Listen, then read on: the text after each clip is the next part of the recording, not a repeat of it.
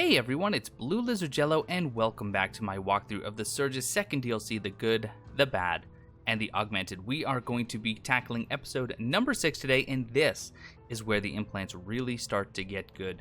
One quick comment, I did mention in a tweet that I sent out yesterday about episode number 5, and I have to clarify it a little bit. This DLC, it does feel fairly long because it does have 9 episodes, and it does have quite a bit of really good gear to collect.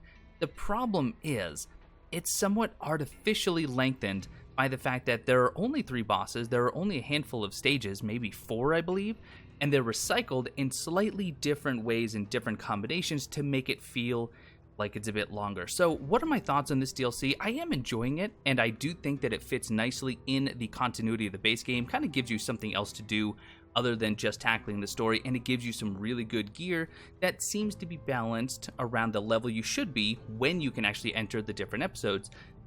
But I'm a little bit let down by the length of the DLC because it has been so artificially lengthened. If you want to have that conversation though, please leave me a comment below, let's get into that. So today, we are running a very similar build. I'm using the exact same gear, still have the Shades, the Angel of Death, and the Duke's Leg gears, still using the Tomahawk upgraded to Mark III. Implants have changed slightly. I am using the Turbodynamic Capacitor V2, but now I'm using the Plasmic Omni Boost V3, which we did get in the last episode, and I've also upgraded the Vital Boost V3s to Plasmic Omni Boost V1. So even though I did lose a little bit of health overall, I gained a lot of stamina and a lot of energy. Just about everything else is the same, although I had to get rid of the aggression amplifiers and add another ancillary core in order to hold the Plasmic Omni Boost, but the Metavoltaic should carry me through. One thing that I did off camera is that I did get a couple other modifiers. So I did unlock the Chrono Master. This is the one that you unlock by fleeing a stage. I just went to stage 1, got to the end and left. And then I also unlocked Epicenter. This is a reward modifier for getting 10 episodes completed. Now there are only 9 episodes total, but this is to complete 10 overall. So you could actually do episode 1 10 times if you'd like. Now continuing in the tradition of episode number 5, I am going to do this one without any modifiers. And you can see here we'll end up getting the Gyro Stabilizer V4. Barrel chamber assembly initiated.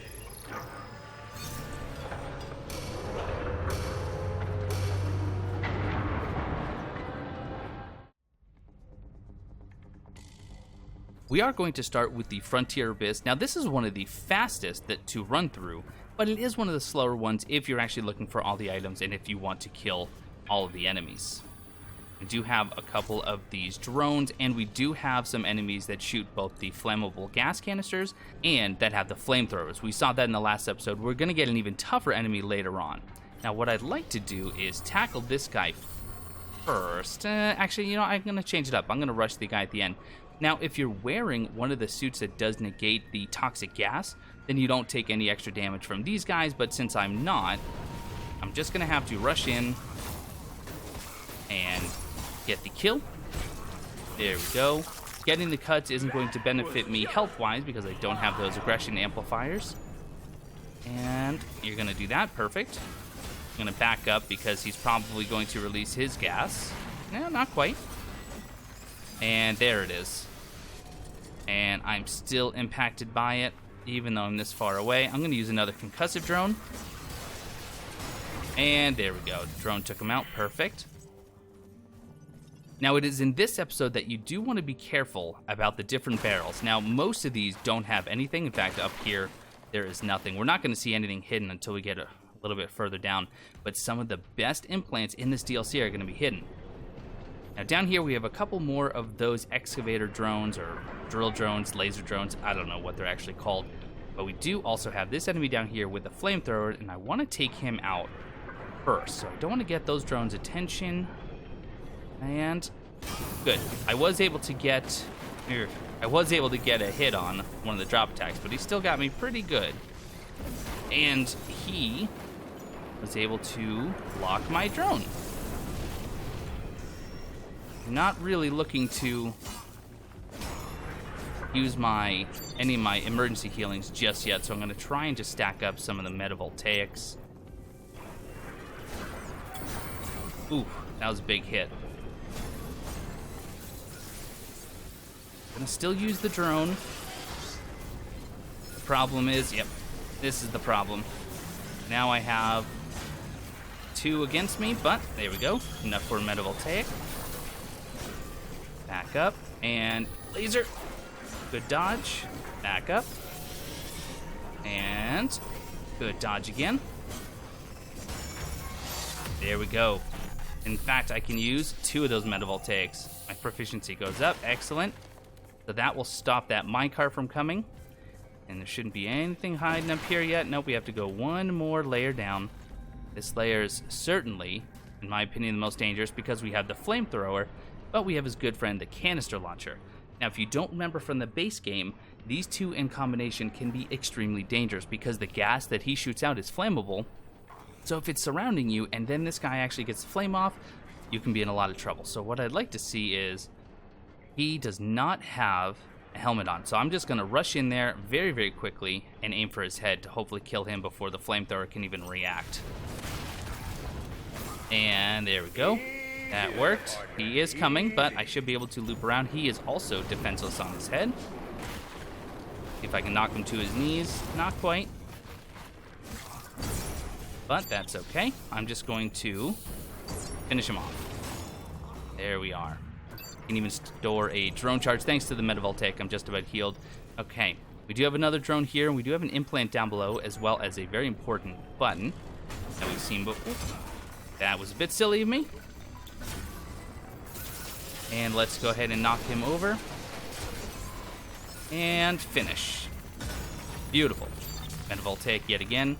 So down here, remember we've seen this before, there's the first of the lucky coins, but there is gas surrounding everything. So what I want to do is just use this button. That will cause an explosion and get rid of that gas for me. Over here though, don't forget to pick up your Vital Injection V3.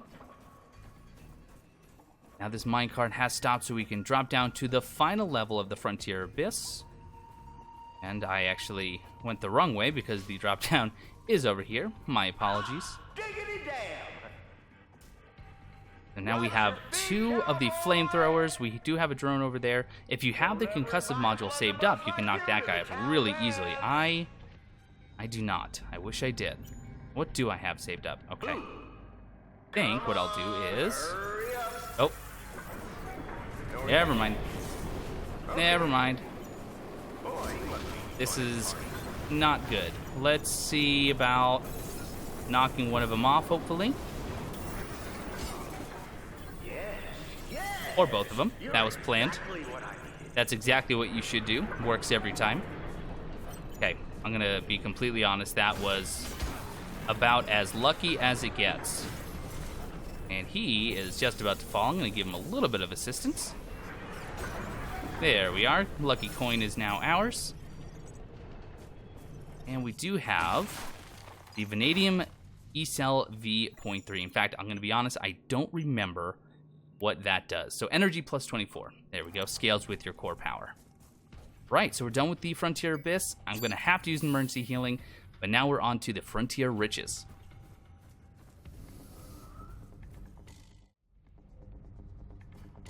Frontier Riches is the arena that has the pressure plates, and this one has some very serious enemies to contend with. One thing that I've never pointed out before is that any weight that's on that pressure plate will actually keep the door going down. In fact, you can just stack the enemies up on it and dance around them, and even if you're not on the plate, it will still go down.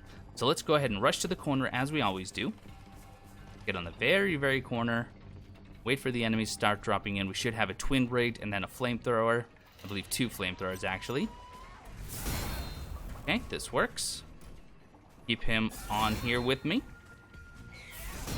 This is going all right, but now we have to worry about the flamethrower. Okay, but just keep him on. Best we can. Okay, and watch the flame. Both flamethrowers are now here. So we're going to have to definitely play this one very, very carefully. That was not careful. And it's almost down. In fact, that other flamethrower I think is going to take care of it for us, so I'm just going to now finish this guy off. Duck, perfect. Get the cut. I still should have enough for my Metavoltaic. Oh, not quite. Okay. Now I do. Use that. Just going to do some circles. I will get the cut even though it's going to use up some of my energy. I really have no need to even kill these guys, because there are no goodies hiding in this area. I will show you just by running through, but yeah, nothing hiding in these barrels. There is one just after this next section. So there's a shortcut off to the left, but hiding in this barrel, this is where we get the Tactile Omni Boost V.5. So this is actually going to raise several of our proficiencies by 10. So let me sort by newest and show you. So you have one-handed, staff, and heavy duty all upgraded plus 10. Now these stack. And I'm going to link a video in the description below of someone who has stacked so many, he is able to achieve over 6,000 damage per hit. Granted, he's on New Game plus 5 or something crazy like that. But you can also see it does take 12 core power. That is a lot. This is definitely more of an end game type implant, or you can maybe stack one with a couple of those ancillary cores, especially once you can get into the XLs. But it is capable of producing some incredibly large numbers. Now, if you're not doing the shortcut, there's really no reason to go this way. I'm just going to show you, we do have the one flamethrower enemy. Just finish him off and then use that Metavoltaic and store a drone charge. And of course, over here, this is where the shortcut is, and we also get the Kinesthetic Amplifier V.5. So, if that sounds at all familiar, that is because this is the opposite to the Tactile Omni Boost. So the Kinesthetic Amplifier gives you the plus 10 proficiency to both single-rigged and twin-rigged. So whether you are one-handed, two-handed, heavy-duty wielder, whatever it is, you can get some really, really good implants in this episode. Now this is where things get very, very hairy. We're going to be dealing with a twin-rigged enemy and a Bloodied Proteus. Now the Bloodied Proteus, unlike the regular Proteus, have a very long-range slide attack that we're going to have to deal with. I'm still going to try and use the same tactic where I dance around them on the plate or keep them on the plate without killing them. Problem is, with that Bloody Proteus sliding all over the place, easier said than done. Oh my, okay. That was a little scary. And there's the slide. So let's just keep them hopefully dancing. Just keep them on the plate as much as possible. You can see that slide is just so scary. Oh, so is that. And had to use an emergency healing, which is not good because that's going to not leave me with a whole lot for the boss. And come on, I want him to slide at me. Almost got it. Not much further now. Watch it. Okay, let's get that locked in. There it is. Now, this is going to be the problem because we are going to have to use some drones here. That worked out. Oh, let's get the cut. We'll use the iframes, and now we're just left with the Bloody Proteus. The nice thing is you can actually get his armor and weapon here, so if you don't have it already, not a bad gig here. I'm just going to focus on hopefully drawing out that overhead attack followed by the other two attacks. That's the most reliable I find to combo. There we go. Back up. And there's that. Double swing. Go. Building up some good energy, too. Ooh, good block, my friend. Can't argue that. And the double swing. Should get the cut here soon. There it is. To take him out, I'm going to immediately store that drone charge. Time is money, cowboy, and I ain't spending a nickel more. Let's just finish him off. I know time will do that for me, but make it a little bit faster. There we go. So we just got the Tungsten Alloy Mark IV. That's because I've already collected the Codename Parasol version 2 in the base game, but we could also get his armor. There's the other lucky coin. We are now all set, and now we can head to the boss, which is La Muerte.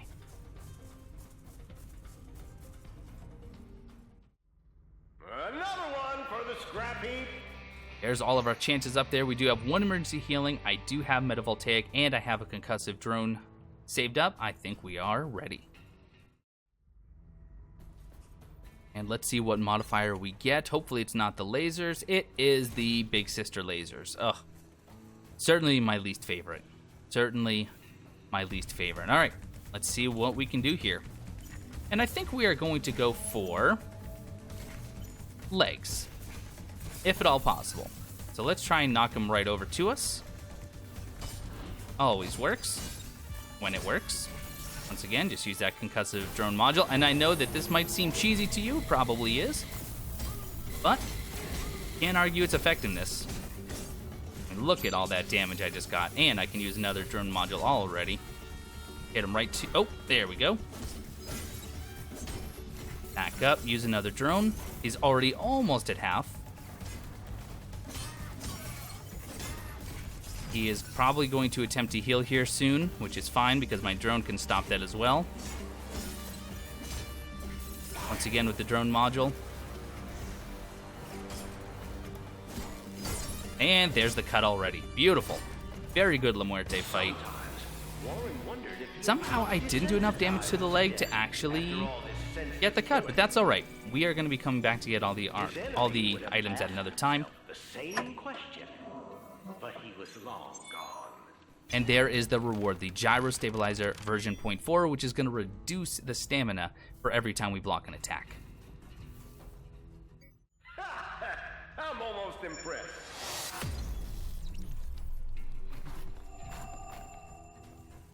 And there we have it. That is episode number 6 in the books. We got a decent amount of scrap. We got some really good implants. I'm going to try and work them into the build for the last few episodes. Very excited to use that. I do have another audio log, so as usual, I'm going to end on that and let you listen to that as we wrap up. But that is going to do it for this episode of my walkthrough of the Surge's second DLC, The Good, the Bad, and the Augmented. If you learned something, I would love it if you left me a comment to let me know that. And if I missed something, or if you have any other tips and tricks, I'd love to hear that as well so we can all keep learning. But thank you all so much for watching, and I will see you next time.